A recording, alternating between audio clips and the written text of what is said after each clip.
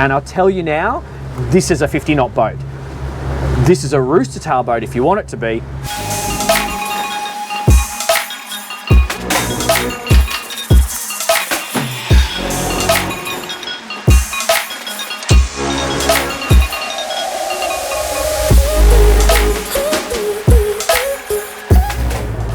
Alrighty, g'day, and what a cracking day it is today. It's been a while since I've done a fresh boat shoot, so I'm quite happy to be here, quite excited about this. It has been biblical bloody rain in Sydney for the entire summer, so we haven't had too many opportunities to film, but here we are. We've got a beautiful day. The swell, still a little bit of swell out here, but it's calmed down compared to the up to 10 metre waves they were registering offshore only 3 days ago. And I've deliberately come offshore today because I'm in a boat that you would take offshore, or that you would think nothing about taking offshore, because it's the kind of boat that's gonna expand your horizons, put it that way. This is the SACS Strider 11. I've been lucky enough to test a SACS before, and yeah, I'm excited about this. Not only is this a really nice, I think this boat's going to be really suitable for a lot of you guys watching this channel.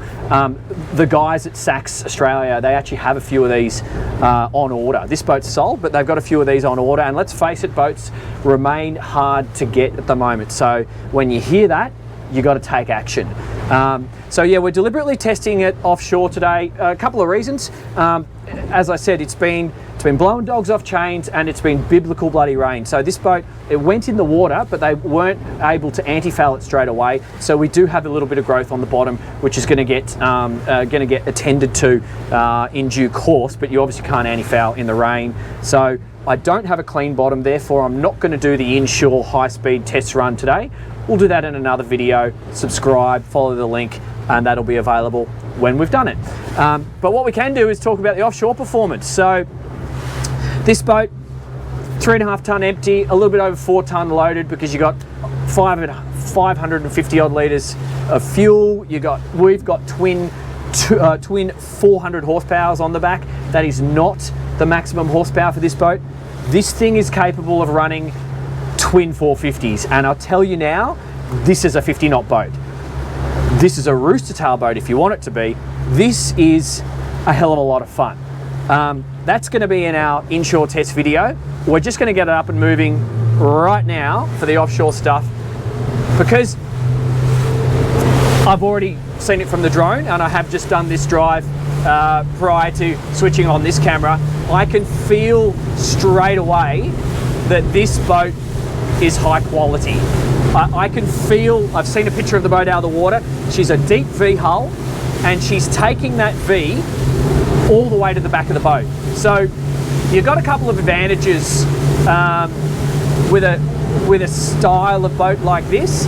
And say you've got a house up at Palm Beach and a house in Sydney Harbour, this is definitely the sort of boat that you would do those offshore transits with ease. And I've just accelerated, you know, I'm just sitting on 22 knots now. I'll just bring it up to 25. And I'm not really going to go much faster out here in the ocean for the reasons I've just explained. But a 25 knot cruising speed in the ocean is very respectable, because let's face it, you guys who are going to be attracted to a boat like this, you've probably got another boat. You probably have a weekender, or you probably have friends with other sizable and luxurious boats. And doing things like moving your big boat between locations, you're probably not going to do that yourself. You've probably got crew to do that for you. And being able to jump on your SACS and buzz up the coast is, well, it's incredibly appealing. And that's exactly what you can do on something like this. And here we are. I've got a little bit of ocean swell coming from a southeasterly direction. I'm going into it now. I got some bounce back from the ocean just there, and I'm just sitting on 25 knots. I got not a drop coming across the bow. I don't feel the need to to really brace myself because the boat's, it's not bouncing around aggressively at all. I'm in the standing position. I'll see how it feels. So in offshore conditions, I actually would still drive like this. This is quite comfortable. You can just assume the seated position, run at these moderate speeds, and just sort of set and forget. The boat, you know, tracks very well, very nicely without my hand on the wheel. And then returning to the standing position, yeah, that's nice. The other thing we got, you know, it's quite sexy looks, this boat, but there's a practical nature to it. And from an offshore perspective, a lot of these fixed T-tops, these hard tops, they can tend to rattle around a little bit. This one, she's rock solid. So I got good stainless tubing, creating a nice solid structure, and that's carbon. I can feel it when you bang on it. That's carbon. So it's keeping the center of gravity quite low. And as I feel the boat through these waves, she's got a really, this feels very safe to me. Some boats, when you take it through just slow turns and then up and down over the waves, they will really bank into the wave. But this thing feels, just at these moderate speeds, it feels kind of gives me a sense of security. I guess that's the way I'm going to put it. It doesn't feel like it's a boat that's going to unnerve me. Like I haven't got the safety strap on because you just don't need it right now. There's just no point. You're not going to get thrown away from this wheel in these sorts of conditions. Maybe in really rough stuff, but I just don't see the need. Here we are, coming around into the heads, entering the harbour. I'm just going to wind that speed up. So I was doing all of that at 25 knots. God, this is beautiful.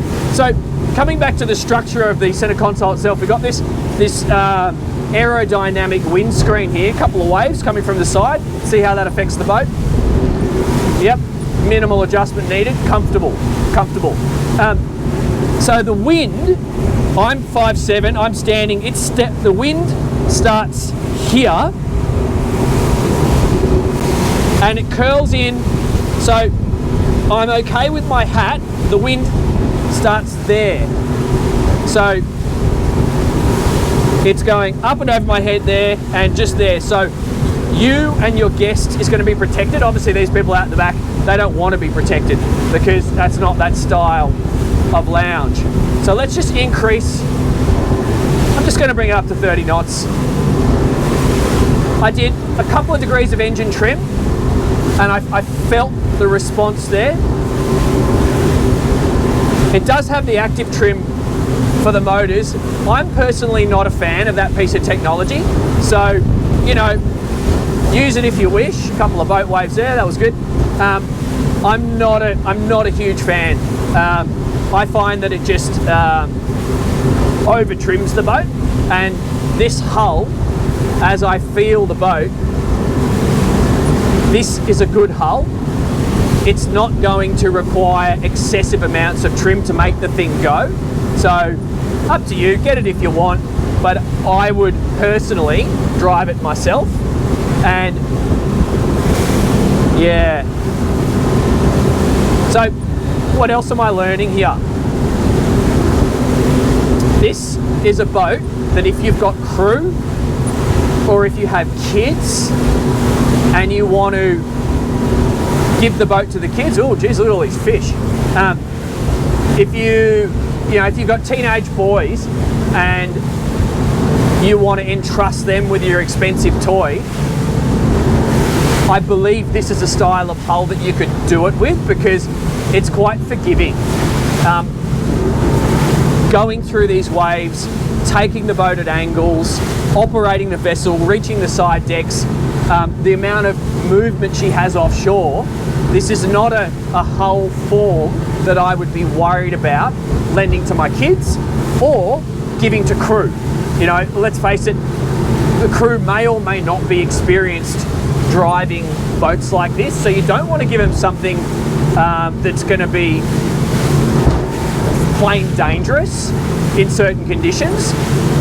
When we wind this boat up for the inshore test and do our 50 knots, that's a different story.